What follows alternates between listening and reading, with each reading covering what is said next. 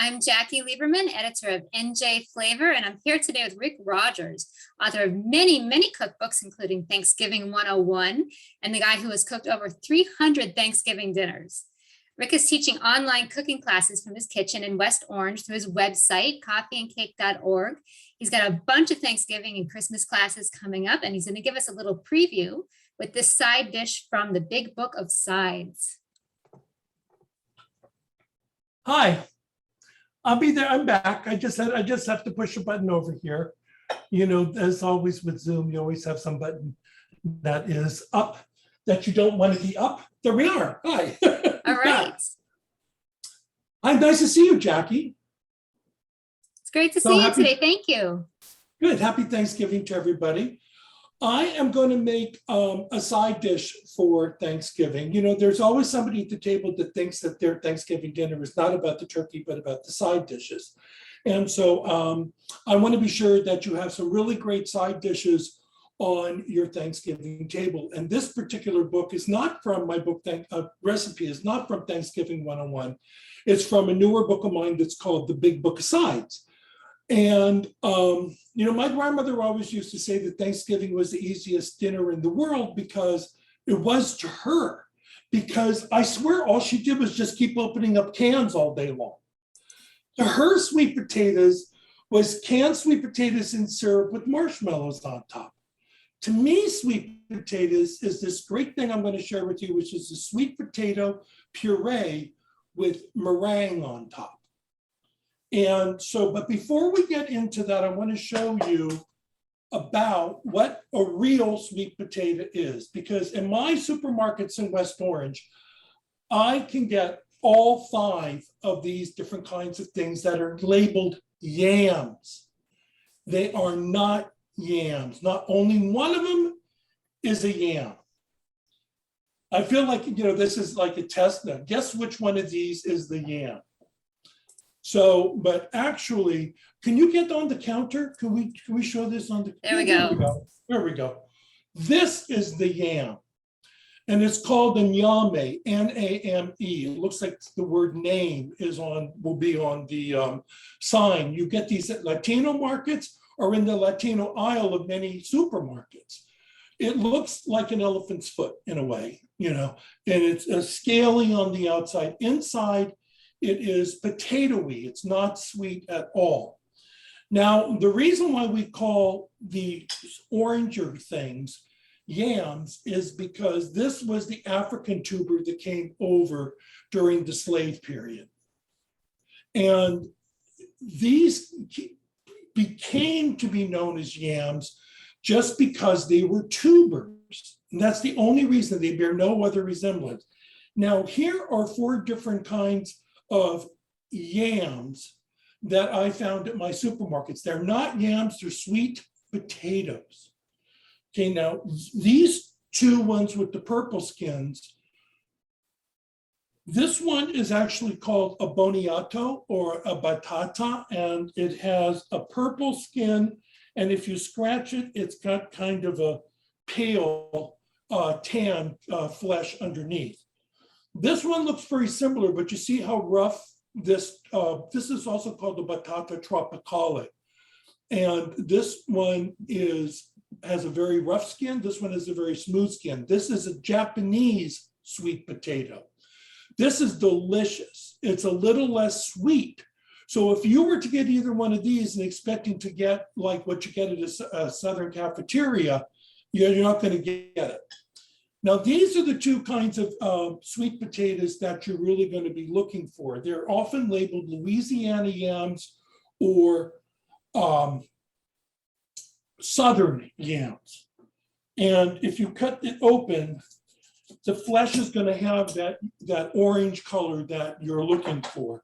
I suppose you could scrape the skin if you really had a question about it. This one is called a Garnet Yam. This is more what you get at specialty markets. They're a little bit more expensive than the regular lambs. These are yams, sweet potatoes. Even I call them the wrong thing. This is labeled a Garnet Yam. And these are absolutely delicious. They're a little bit redder flesh, and also sweeter. Wow. So- Who knew there were so many kinds? Me, because I'll tell you why, because one time I was teaching a cooking class, there's really great cooking schools near me, and one of them is King's supermarkets in Short Hills. Now, that isn't the place I had the problem, but I sent somebody out shopping for yams, and they came back with this. Because the supermarket that they went to, that's what was labeled a yam. Sure. Yeah. So, but this is what we're making today that I smushed already. This is gorgeous sweet potato with meringue on top. And there's the sweet potato puree on the bottom. Now it's really, really super easy to make. Now you're going to start with getting 3 pounds of your sweet potatoes and either bake them for about an hour at 350 to 400. It really does not matter which temperature. Be sure that you pierce them with a fork first to let out the steam, or you can microwave them. And I found something out today, which was that the fresher, well, I knew this, but okay, about 2 batches of sweet potatoes.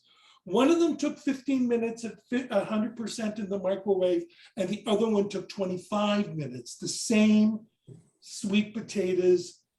I think it had to do that one batch was fresher than the other one, because the cellulose changes in the and breaks down as the sweet potato gets older. So what you're going to do is you're going to take your flesh of your 3 pounds of sweet potatoes, and you're going to have 4 separated eggs. Now it's much easier to separate eggs when they are cold. Okay, the yolks and the whites separate very easily that way. If your recipe says that they want you to have the whites at room temperature, for example, then just put the bowl that has the yolks or the whites in a larger bowl of hot water, and eventually they're going to warm up. You'd only want them to lose their chill.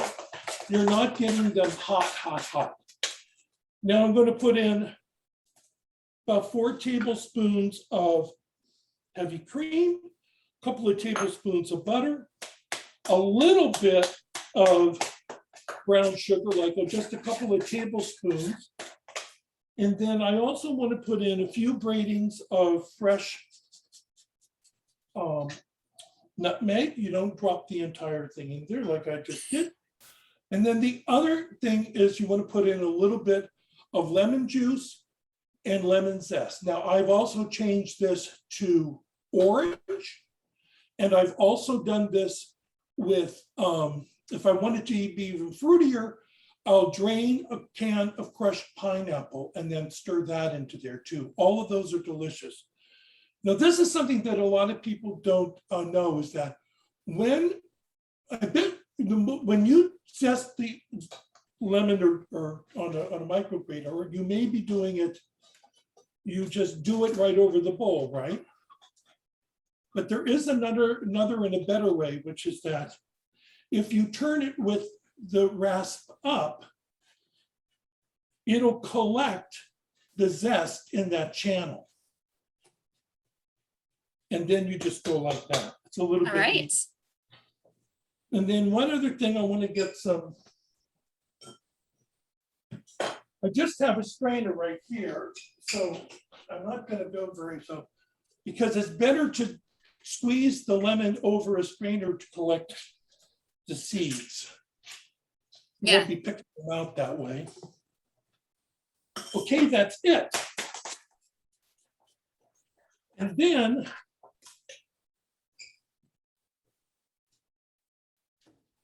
here we go. You just put this puree into a pie pan or a quiche pan, anything that's like a plate. And you want to bake this for about a half an hour, which we're not doing today. Actually, I'm going to stick it in here.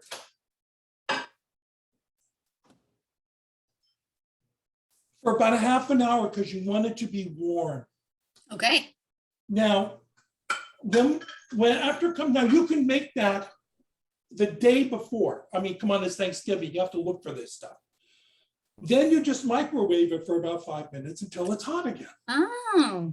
You want the puree to be hot when you put the meringue on, because that way it'll glue itself to it a lot better. Changing gears. When you're dealing with egg whites, you need to let those egg whites know that they're going to go from liquid to semi-solid. So take it easy with them. You start off and you let them, you beat them until they're foamy like this. Now you can start adding your sugar a little bit at a time. A little bit, I mean a couple of tablespoons. You don't have to get out the latex scale to do that. Now you can go ahead and finish them off. Be sure that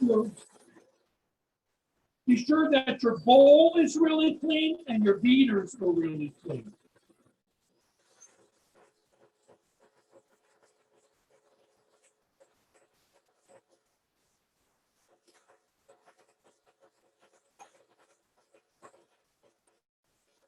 Okay.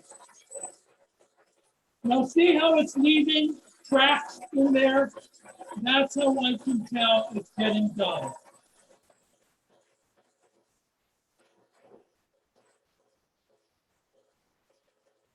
You need it to go a little bit farther. You know, a really good hand mixer is going to save your life at Thanksgiving. I do not work for this company. This is my favorite mixer because it doesn't work twice as fast as my other mixers I've had in my life. And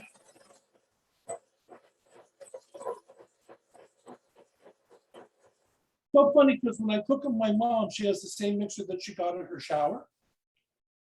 And it takes me 3 times as long to cook everything. Okay, now I gotta go a little bit farther.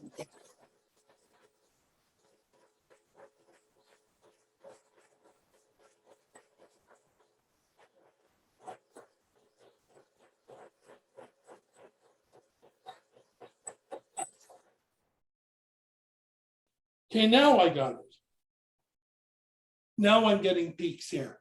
I could go a little bit farther, but let's get the show on the road. I could have, should have put my pie pan onto a baking sheet. It's much bit easier to get casseroles in and out of the oven if you have it on a baking sheet.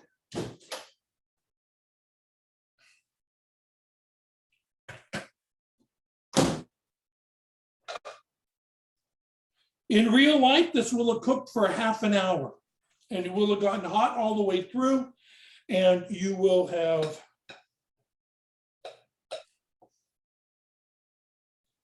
a little bit of browning. When you put the meringue on, be sure that it goes all the way to the edge and touches the pan, because that'll keep it from shrinking. Put some swirls on the top. And then you're going to put it back in the oven for about another 10 minutes, just until you get the browning that you want.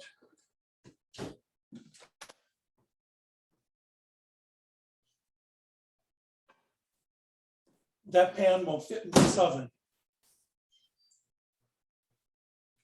All right. But what you're ending up with is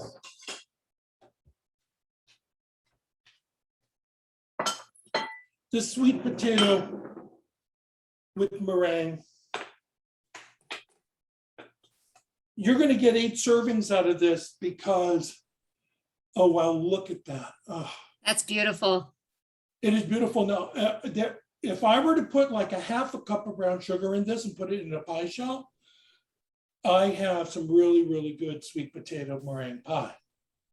Yeah. I love sweet potato pie. It is not my heritage. So don't tell anybody, but every now and then I will make sweet potato pie as a side dish for Thanksgiving and just give people a little tiny slice. It's incredible. So anyway, so there is your lemon sweet potato puree with meringue topping for Thanksgiving. Wonderful. Thank you for teaching us how to do that. My pleasure. So come and see me at rickrodgers.org. You can buy my books at amazon.com or any place where you like to buy your books. You may have to order them ahead for Thanksgiving. And just be sure you spell my name correctly, which is Rick Rodgers with a D, Rodgers, as in Rodgers and Hammerstein, not as in Mr. Rogers. Now, Thank you so much. My pleasure, Jackie. Not the first time we've cooked before.